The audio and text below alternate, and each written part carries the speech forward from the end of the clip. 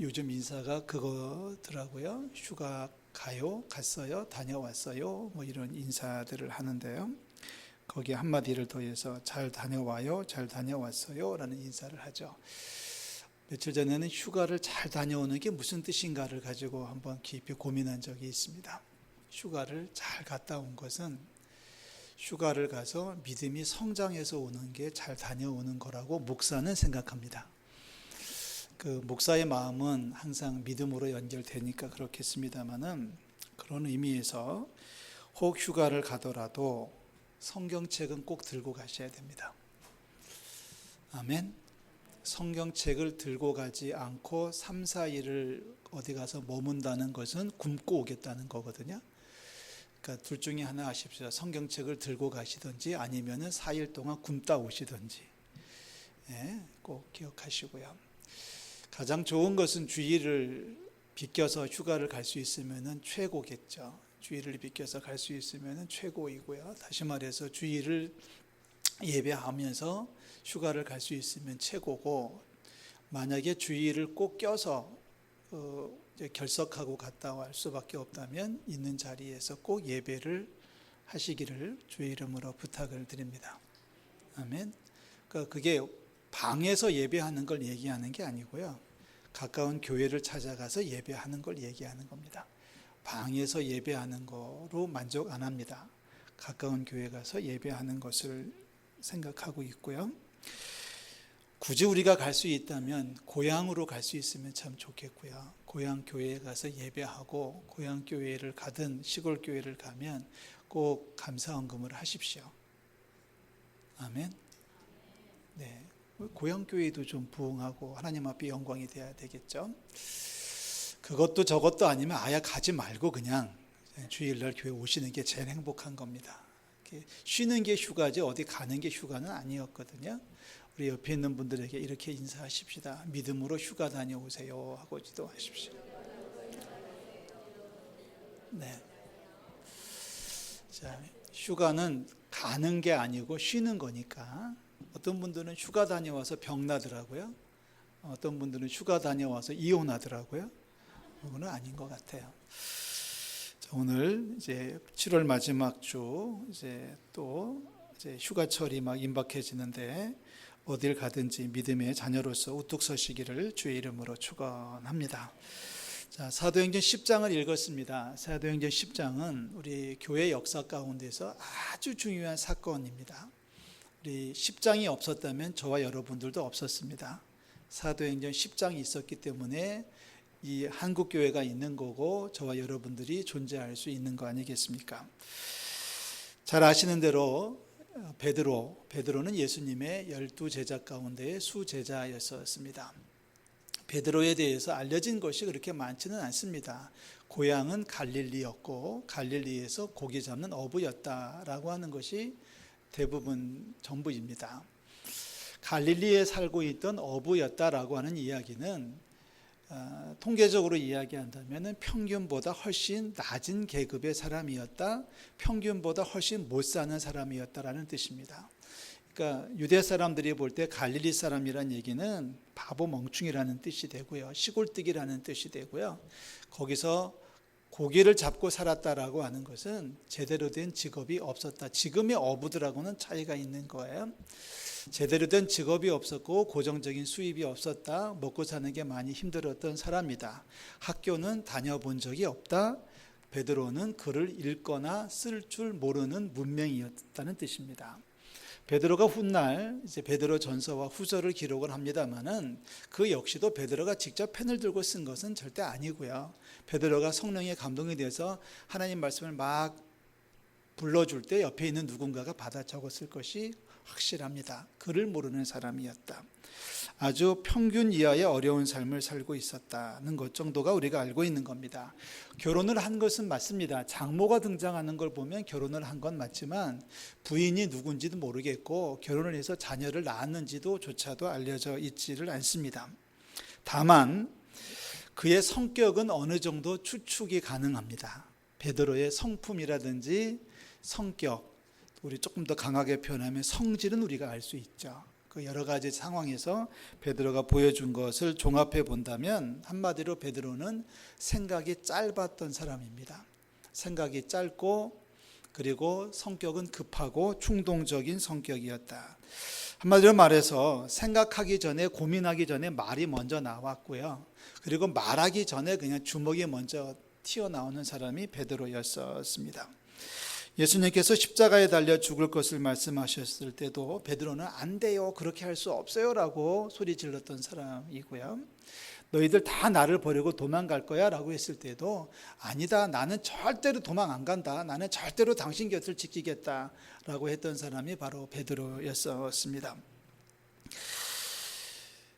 겟세마네 동산에서 예수님 기도를 마치시고 대제사장들이 보낸 폭도들에게 체포가 되셨을 때도 베드로는 칼을 빼서 누군가의 귀를 잘라내는 폭력을 휘둘렀던 사람이 바로 그 사람이었습니다.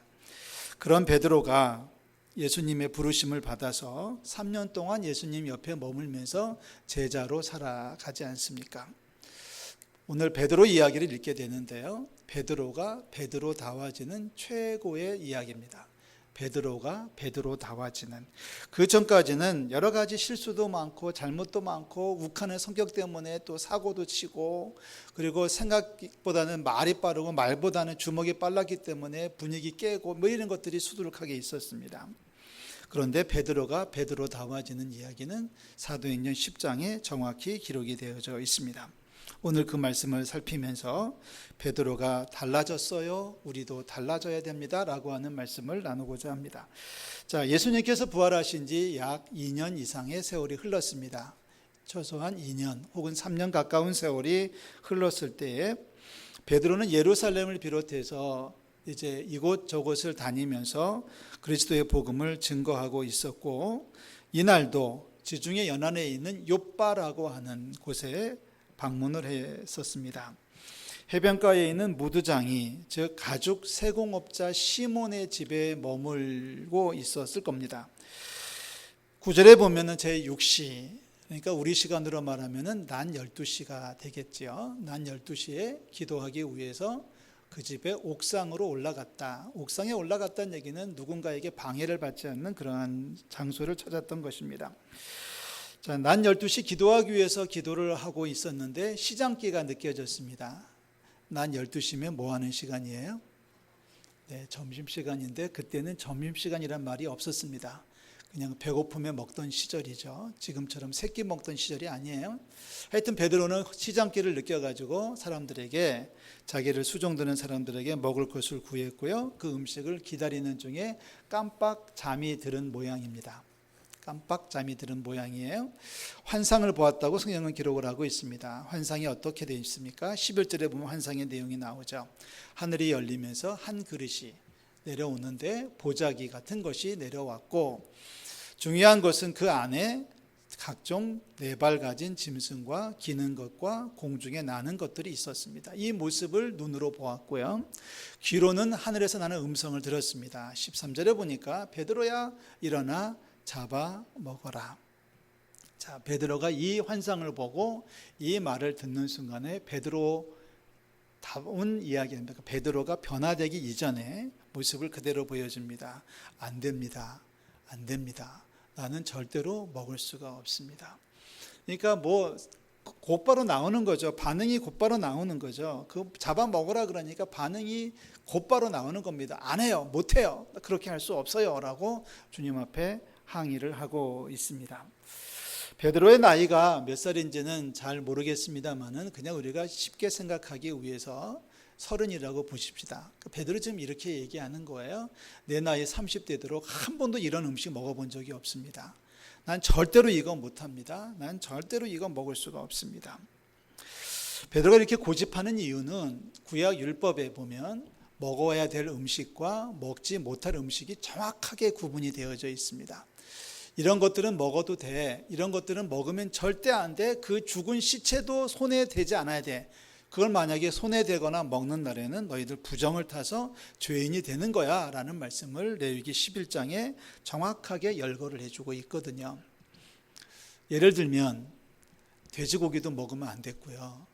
우리가 좋아하는 오징어, 또 비늘 없는 물고기들이죠. 뭐 메기라든지 이런 거 먹으면 안 되게 돼 있었습니다. 많은 음식에 대한 규례가 아주 복잡하게 얽혀 있었고 이것을 유대인들은 생명을 걸고 지켰습니다.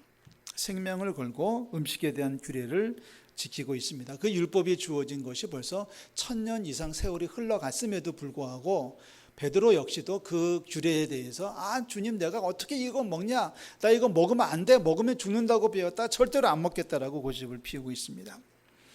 3000년이 지난 지금도 유대인들 중에는 이 음식 규례를 가지고서 생명 거는 사람들이 있습니다. 지금도 있습니다. 이 사람들이 만약에 비행기를 타고 어디 외국을 여행을 하게 된다 치면 유대인들은 음식을 먹지 않고 10여 시간씩 비행기를 타고 갑니다. 만약에 꼭 먹어야 되면 미리 비행기 회사에 서비스를 요청을 하죠. 그래가지고 내가 유대인인데 음식을 규례를 지키고 있는 사람인데 나를 위해서 특별한 음식을 만들어서 제공해 줄 수 있겠냐 그러면은 비행기 회사에서 음식을 만들어 줍니다. 음식을 만들어서 똘똘똘 싸가지고 포장을 해가지고 거기에 이 음식은 유대인이 먹어도 좋다라고 하는 도장을 사인을 유대인 랍비가 해줍니다. 그러면 이제 그 음식이 배달돼서 유대인에게 주는 건데요. 이 유대인이 딱 봤는데 이게 내가 모르는 랍비예요. 믿을 수 없는 랍비예요. 싫어하는 랍비예요. 그러면은 그냥 15시간씩 안 먹고 간답니다. 이게 유대인들의 음식 규례입니다. 베드로 지금 그 규례를 얘기하고 있는 거예요. 나 이거 먹을 수 없습니다. 지금까지 한 번도 먹지 않았던 겁니다. 죽으면 죽었지 절대 먹지 않겠다. 그럼 우리 옛날 어른들 표현은 뭐라고 하죠? 내 눈에 뭐가 들어와도 흙이 들어와도 나는 안 먹겠다. 베드로의 고집입니다. 베드로의 자존심입니다. 어쩌면 베드로의 믿음일 수 있습니다. 자, 안 먹겠다. 내가 절대 먹지 않겠다라고 말하니까 이제 하나님께서 말씀하시죠. 하나님께서 깨끗하게 한 것을 왜 네가 속되다 하냐? 하나님이 깨끗하게 하는 걸 왜 네가 뭐라고 하느냐라고 말씀합니다. 이런 일이 3번이 반복이 됐습니다. 몇 번이 반복이 됐다고요? 3번 반복됐습니다. 그러니까 베드로도 3번을 계속 거부했을 겁니다. 이거 먹어, 잡아 먹어. 나 이거 더러운 거 못 먹어요. 죽어도 못 먹어요. 그러니까 다시 한번 또 환상이 보이고 다시 한번 음성이 들려서 먹어. 하나님께서 깨끗하게 하시는데 네가 왜 못 먹겠다고 버티는 거야? 먹어. 그러면 베드로가 또 버티는 거죠. 난 죽어도 못 먹어요. 3번째 또 나옵니다. 3번째 보였습니다. 3번째 음성이 들립니다. 베드로 말하죠. 내 눈에 흙이 들어가도 난 이건 안 먹습니다. 자, 그런데 3번 환상이 보이고 3번 음성이 들린 이후에 베드로가 고민하기를 시작합니다. 여러분 17절에 보면 이런 말이 등장해요. 베드로가 본 바 환상이 무슨 뜻인지 속으로 의아해 하더니. 베드로가 고민하는 거죠. 말로는 못 먹어요. 절대로 안 먹는다. 고집 피우고 떼쓰고 항변했던 베드로였지만 이제 3번 그런 일이 반복된 다음에 베드로가 조용히 생각을 하기를 시작합니다. 이게 뭐야? 무슨 뜻이야? 무슨 소리야? 나보고 어떡하라는 거야? 내가 어떻게 해야지 되겠어? 이제 싸우는 거죠. 예. 이제 이게 뭐지? 이게 어떻게 해야 되지? 안 돼. 난 절대로 못 먹어. 이 두 마음이 부딪히고 있을 때 17절에 보니까 마침 고넬료가 보낸 사람들이 그 무두장이 시몬의 집에 도착을 합니다. 자, 고넬료는 로마 사람입니다. 고넬료는 로마 정부가 이스라엘을 통치하라고 보낸 백부장, 100명의 군사를 거느린 지휘관이었습니다. 지금 가이사랴에 주둔하고 있으면서 이스라엘을 늘 통치하고 있던 이 고넬료였는데요. 이 고넬료는 로마 사람입니다. 로마 사람을 통칭해서 얘기하면 유대인이 아닌 다른 나라 사람들은 다 이방인입니다. 유대인들이 볼 때는 유대 사람이 아닌 다른 나라 사람들은 다 이방인이고, 율법에 보면 먹지 말아야 돼, 이건 먹으면 안 돼라고 하는 음식에 대한 규례도 철저하게 제시되어 있지만 또 하나 제시되어져 있는 유대인의 규례 가운데는 이방인과는 절대로 악수하지 마, 이런 게 있습니다. 이방인과는 절대로 길을 걷지 마, 이방인과는 절대로 같은 자리에 앉지 마, 말 섞지 마, 음식 같이 먹으면 안 돼, 같이 잠자리에 들면 안 돼, 같은 집에 머물면 안 돼라고 하는 것이 구약의 율법에 명시를 해놓고 있거든요. 한마디로 말하면 이제 유대인으로서 베드로 역시도 그런 율법에 심취되어 있었던 사람입니다. 자기의 자존심이고요, 자기의 경험이고요, 자기의 마지막 남은 믿음의 꼬투리였었습니다. 내 인생의 전부가 걸려있는 문제라고 아마 생각했을 것입니다. 어떻게 해야 됩니까? 놀라운 것은 이 고넬료가 보낸 사람들이 베드로를 찾아가지고 여차저차해서 우리 주인께서 당신을 좀 뵙자고 합니다. 고린 가이사랴까지 좀 올라와 줄 수 있겠습니까? 하고 묻습니다. 차로 가면은 한 2시간, 2-3시간이면 갈 수 있는 거리예요. 요즘 뭐 길이 좋아져서 뭐 1-2시간이면 간다고 합니다. 자, 이 말을 고민하고 있던 베드로에게 다시 한번 성령께서 말씀하시죠. 여러분 19절 다 같이 읽습니다. 19절 20절.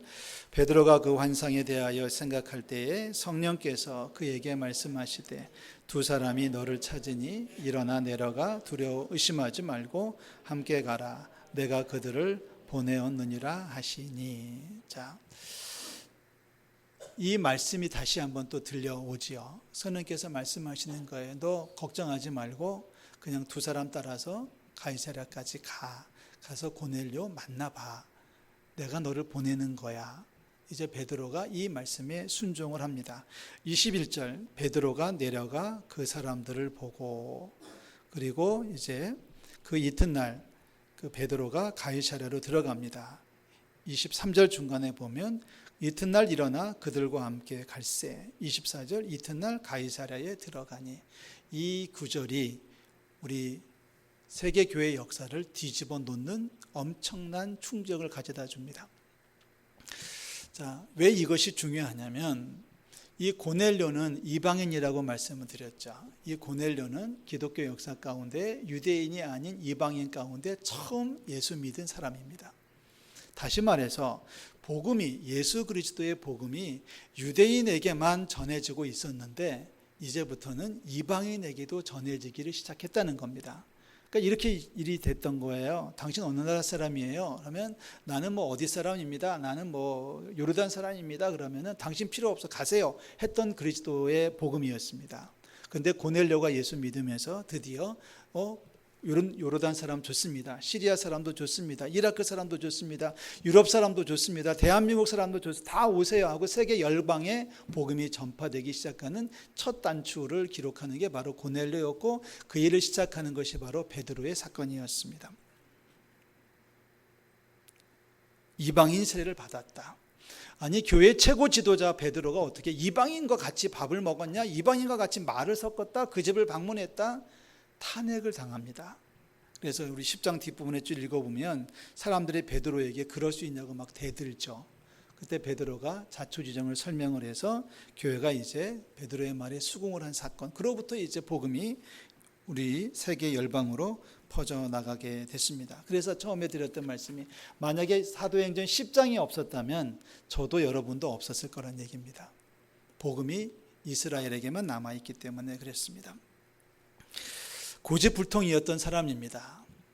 우리 여러분 어떻게 들으셨는지 모르겠습니다. 베드로 고집불통이고 고집세고 충동적이고 생각보다 말이 빠르고 말보다 주먹이 빠르고, 그리고 감정에 치우쳐서 어떻게 할 줄 모르고 욱하는 성격이 있고, 이런 얘기를 쭉 하다 보면은 어찌 보면은 꼭 우리를 두고 하는 이야기 같습니다. 과거에 수십 년 동안 해왔던 버릇, 수십 년 동안 해왔던 전통, 이거 깨기가 쉽지가 않습니다. 한 번도 안 해봤습니다. 한 번도 안 해본 겁니다. 나는 이거 안 하겠다고 결단한 사람입니다. 이렇게 말하는 사람들이 참 많이 계셔요. 근데 오늘 우리에게 주시는 우리 하나님의 메시지는 그겁니다. 베드로가 달라진 것처럼, 베드로가 수십 년 쌓아왔던 율법의 조항들을 깨고 이방인의 집을 찾아갔던 것처럼, 그리고 이방인에게 세례를 베풀었던 것처럼, 내가 가지고 있는 내 삶의 고유 영역, 내가 붙들고 있는, 내가 움켜쥐고 있는 나만의 고집스러운 어떤 것들을 이 시간 그리스도의 이름으로 다 깨트려 버리시기를 주의 이름으로 축원합니다. 지금 베드로하고 예수님하고 지금 싸우는 것 같지 않으세요? 예수님은 깨끗하다고 했으니까 먹어 하고 말씀하시는데 베드로는 못 먹어 그러잖아요. 절대로 안 먹어 그러고 있습니다. 예수님은 아니야 임마, 하나님이 깨끗하게 하신 거니까 먹고 너 변해야 돼. 너 언제까지 옛날 고집 부리고 있을 거야? 옛날 전통 고수하고 있을 거야? 3번을 말씀하셨고 3번을 보여주셨고 베드로 3번씩이나 안 돼 못해라고 반박하다가 이게 뭔지 하고 고민하고 있을 때에 사람들이 왔고 성령께서 말씀하십니다. 의심하지 말고 함께 가라고 말씀하시지 않습니까? 우리는 지금 얼마나 많은 것을 움켜쥐고 살아가고 있는지 모르겠습니다.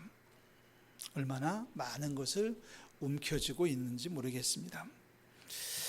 옛 것을 버리지 못한 채 그냥 새로운 것에 눈을 이렇게 쏟고 있는 분들이 너무 많이 있습니다. 그래서 신방을 가거나 누구를 만나서 얘기를 해보면 이런 말들 잘 많이 해요. 난 절대 못해요 라는 분들이 있습니다. 왜 못하냐 그러면은 수십 년도 한 번도 해본 적이 없고 내가 그동안 경험하고 내가 배운 것에 의하면 이게 맞다는 거죠.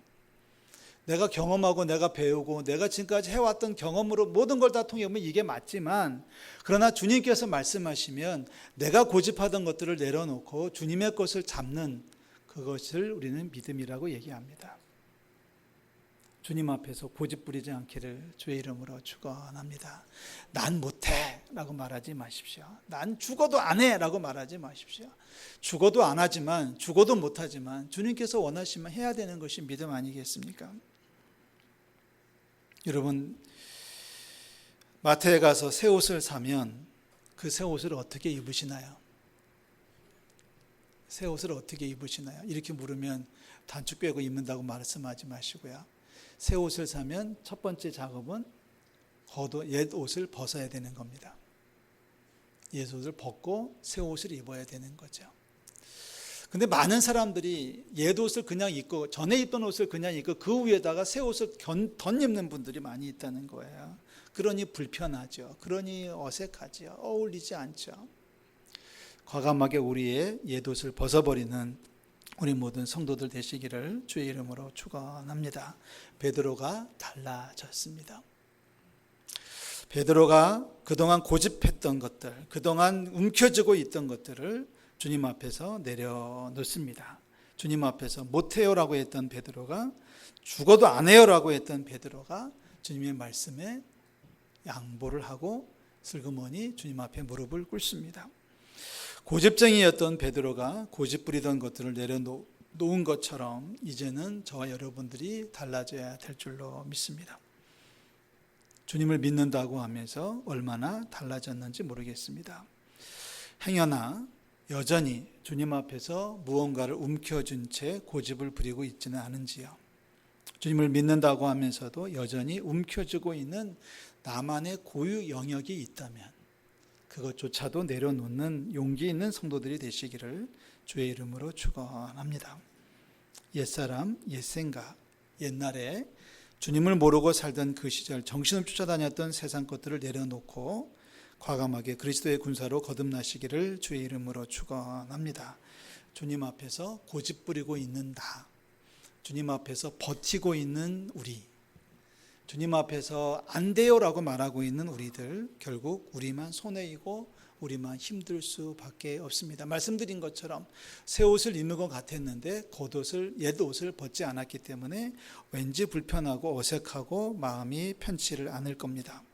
과감하게 우리의 고집, 우리가 판단했던 것들, 우리가 움켜쥐고 있던 것들을 내려놓고 주님의 말씀 앞에 순전히 나아가는 우리 성도들 되시기를 주의 이름으로 축원합니다.